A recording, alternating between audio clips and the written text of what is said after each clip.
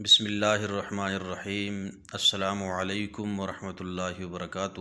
دوستو، پھر سے ایک نئی ویڈیو پر خوش آمدید کہتا ہوں۔ آج کی ویڈیو میں ان 5 لوگوں کا تذکرہ کروں گا جو ہر وقت اللہ تعالیٰ کی ذمہ داری میں ہوتے ہیں۔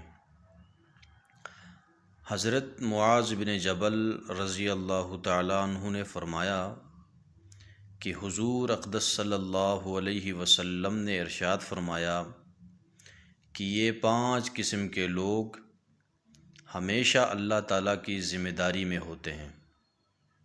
پہلا وہ شخص جو اللہ تعالیٰ کے راستے میں نکل جاتا ہے۔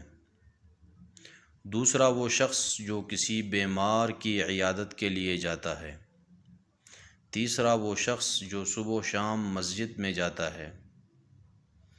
چوتھا وہ شخص جو مدد کرنے کے لیے امام کے پاس جاتا ہے۔ پانچواں وہ شخص جو گھر بیٹھ جاتا ہے اور کسی کی برائی اور غیبت نہیں کرتا۔